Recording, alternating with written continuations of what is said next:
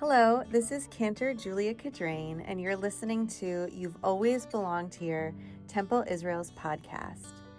This past Shabbat was our Legacy Shabbat, and our sanctuary was filled with the beautiful energy of some of our longest tenured members who we were happy to thank and honor, as well as our artist-in-residence for the evening, Cantor Barbara Ostfeld, the first woman to be ordained as a cantor. On this week's episode, we are sharing her words direct from our bima. Legacy. I looked it up. The word itself means a gathering of words. So a legacy puts words together and then pushes them forward. In 1964, Temple Israel of Westport gathered and spread what I, as a little girl, called the civil rights words, enlightened words. The Reverend Dr. Martin Luther King Jr. spoke from this bima. And Legacy members here tonight will recall that moment and his words. The conversations of my childhood, perhaps yours too, were peppered with these very words, which I heard most loudly in Temple. In my memoir, Catbird, the Ballad of Barbie Prim, I describe it in this way. When I'm in Temple and it's quiet, people say shh to their kids or hold hands or look at each other's clothes. And I look up at the eternal light and then down in my lap at the little navy blue book with phrases like, "Justice shall flow down like waters," and "The earth is the Lord's," and "He that hath clean hands and a pure heart." My rabbi, Rabbi Mervis, talks about Dr. King and how he nailed a list of demands on the door of City Hall downtown and how that was a religious act. He says that religion demands caring for the poor and not just coming to temple.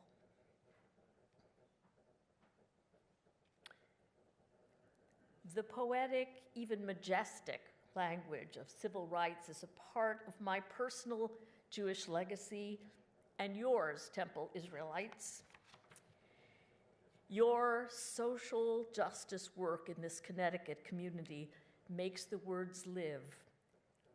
Social justice activities at Temple Israel of Westport include the Gillespie Center dinners, the refugee settlement efforts, the monthly collection drives, local partnerships, and organized activism against anti-Semitism. The civil rights era was not so long ago, and yet somehow ages ago. Back then, folks in this temple and in many other American temples across the country sat together and sang old songs, hymns we still, some of us, love and sing, especially tonight on Legacy Shabbat. All the world shall come to serve thee and bless thy glorious name. Oh, see, people remember it? Even, the verse 2, yeah, I hear you. Even in the 1970s, when I entered Hebrew Union College, the alma mater of your clergy, women only ascended the bima to light candles and to deliver sisterhood announcements on the high holidays. While unacknowledged, they were the brawn and the force behind every Jewish institution. In Catbird, the Ballad of Barbie Prim, I described my interview and audition at Hebrew Union College, which also took place in 1970. On the Upper West Side, rather shabby Hebrew Union College campus, I meet Cantor Behrman, a courtly man in a three-piece suit. He led me to the fourth floor audition room where two other cantors sat, dressed in funereal black, like supernatural characters from a Singer story. They looked like Dybbuk's, who had seen too many horrors, and they immediately became fixated on my short hemline. I handed Cantor Behrman my sheet music for the audition, and he looked at it and stifled a grin, and I immediately realized my gaffe. I was auditioning for cantorial school with Virgin tuo amor, o Madre divina. Okay, it was a prayer to the Virgin Mary. This is true. The Dybbuk's actually seemed skeptical during my interview, and later they asked, "Why do you really want to get into this school?" One asked. "Don't you have boyfriends at home?" Aghast, I insisted that I wanted to follow in my cantor's footsteps. Then came the real test, reading Hebrew. I admitted I couldn't read it. My Sunday school, growing up, de-emphasized Hebrew learning for girls. But when one of the Dybbuk's pointed to a Hebrew passage in the Union prayer book, I recognized it, and I recited the prayer flawlessly from memory, shamelessly masquerading as a reader. As I left the room, I imagined the men cackling, fading to gray, and flying out of the window, off to Lublin for tea in glasses. That image, courtesy of Isaac Bashevis Singer. I know you recognized it. Today, 2 generations later, your synagogue with its 2 cantors sings out another legacy. Not only are they women, but their songs and texts are rooted in women's equality, gay and trans rights. When we open the Torah scroll, we see and hear ancient words rooted in patriarchal assumptions despite all the ringing truths. Tomorrow on Shabbat morning, the B'nai Mitzvah will be reading Bamidbar, the first 4 chapters of the book of Numbers. The all-male authors 2,400 years ago were blind to the power and substance of the women and girls around them. If Numbers were a graphic novel, the first panel might feature Moses counting the Israelite males. A bubble over Moses' head would contain his image of the rabble in front of him, a mighty army in his imagination. The splash page would depict only men and boys because Moses was not considering Israelite women or girls. We were invisible. Professor Ivy Hellman, a queer ecofeminist Jewish scholar and activist, writes this about the Torah portion Bamidbar today. It is up to us to do the work, to critique the patriarchy we see.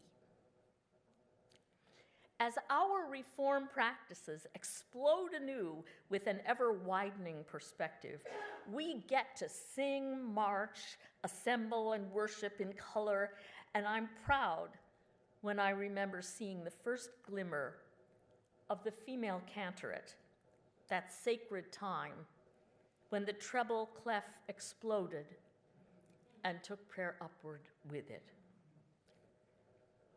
Temple Israel of Westport has exploded an aspirational cantorial legacy. Worship from these seats has historically stood apart because of your radical inclusivity, higher caliber musicality, and focus on soulful, modern rituals. You're a sparkling powerhouse of a trio blending together Jewish tradition with contemporary and inclusive spiritual practice, as well as ancient wisdom. Since joining Rabbi Friedman in 2021, Cantor Julia Cadrain has injected her soulful leadership style into Temple Israel, and her work bridges music with her own mindfulness and that of the rabbi. She uses her background as a certified yoga instructor in her series, A Practice for All of Us. Cantor Becky Mann joined as assistant cantor in 2023. Mann is a prolific composer whose anthem, You've Always Belonged Here, became a cornerstone of your temple's 75th anniversary identity. She is a leading voice in the newest generation of cantorial Jewish songwriters. Together, your rabbi, Julia, and Becky have added the occasional appearance of Ilana Arian, a renowned composer, spiritual leader, and wife of Cantor Cadrain, along with Rabbi Friedman. They've not created but amplified the sound of Temple Israel, which appears all in caps in my mind. The sound you, its members, created out of your collective breath. And as I cite the leadership of your Rabbi Friedman tonight, I remember him vaguely, I must admit, as a young student in my first congregation, Temple Beth El of Great Neck. Imagine Rabbi Friedman as a kid. He didn't know that male cantors existed. He grew up just as the legacy of the non-male cantorate was emerging. On Legacy Shabbat here at Temple Israel of Westport, we celebrate the fact that your gates have been wide open for 3/4 of a century. You must all be proud that your congregation has been singing out enlightenment for 2 generations. Each note we sang and sing tonight boosts the echoes of those earlier would-be singers who were silenced by moral corruption or by sightlessness. Baruch atah Adonai, shomea shira kol peh. We bless you, God, who hears all songs from every mouth. Thank you for listening to this week's episode of You've Always Belonged Here. Be sure to subscribe wherever you get your podcasts. To learn more about Temple Israel, visit our website, tiwestport.org, follow us on Instagram at Temple Israel Westport, or like us on Facebook, Temple Israel of Westport, Connecticut.